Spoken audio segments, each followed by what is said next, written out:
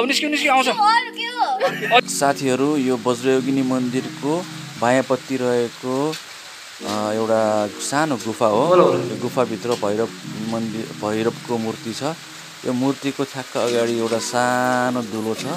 यो दुलोबाट निस्किन सक्ने धर्मात्माले ननिस्किन सक्ने चाहिँ पापी हो भनेर यहाँ पहिलादेखिको एउटा सानो जनधारणा रहेको पाइन्छ।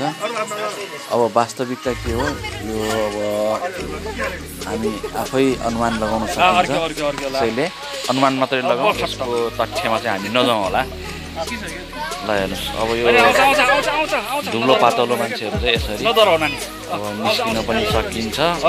आँट गऱ्यो भने मोटो मान्छेहरू अब यहाँबाट निस्किन्छ अब सम्भवै छैन, उनले पनि दिँदैन। अब त्यही हिसाबले तपाईँहरूले प्रयास नगर्दा नि राम्रो। अब हेरौँ है त को निस्किन्छ, को निस्किन सकिँदैन, कसले ट्राई गर्छ, कसले गिभअप गर्छ। ल हेरौँ त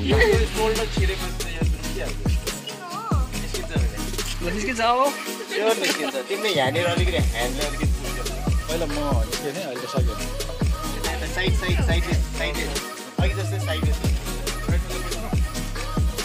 त्यहाँ स्टेप गरेर डर लाग्यो। साइड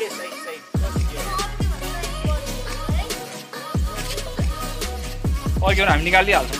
हेर्नुहोस् यो नानी चाहिँ अब आधी जिउ निकाल्नु भयो। अब निस्किने निस्क्यो ल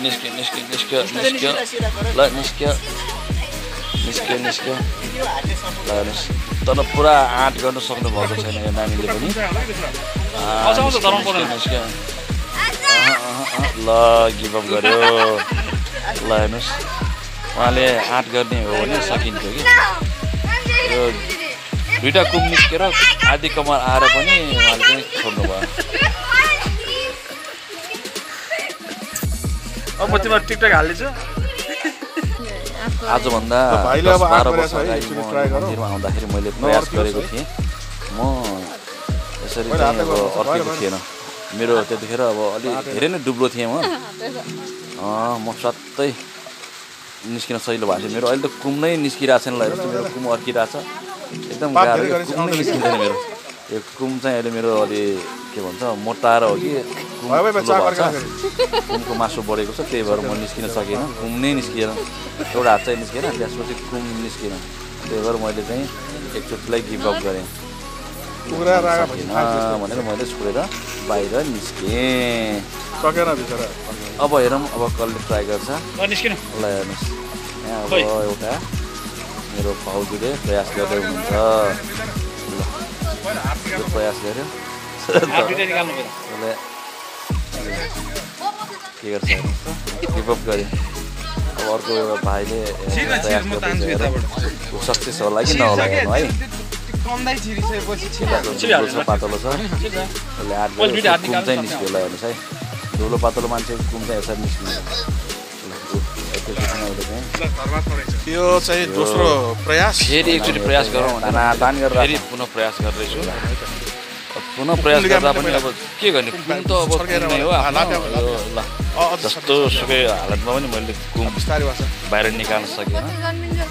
दिँदैन कुम नै निस्किँदैन।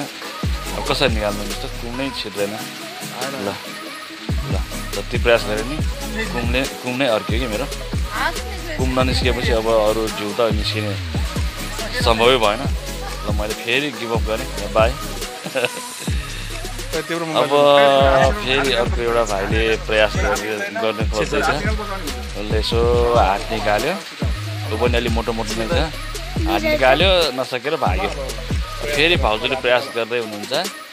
ल हात निकाल्यो, यताबाट हात निकाल्यो, ल यसो निकाल्यो, उताबाट यसो निकाल्यो, यताबाट निकाल्यो भने भएन, उताबाट निकाल्यो भने भएन। ल कुम छिर्यो पनि छिर्यो के गरौँ उहाँको कुम चाहिँ निस्किन्छ, तर उहाँले चाहिँ आँट गर्नु भएन क्या। कुमसम्म त निस्केकै हो, यति कुम निस्क्यो भने चाहिँ निस्किन सकिन्छ। ल त्यसो त हुँदैन। ल पहिला कुम एउटा हात यसरी पहिला निकाल्ने हो, यसरी चाहिँ अनि कुम निकाल्ने हो कि। पहिला मैले प्रयास गरेको यसरी नै हो। अब उहाँले के गर्नुहुन्छ हेरौँ है। प्रयास गर्दैछ ल प्रयास गर्दैछ, प्रयास जारी छ।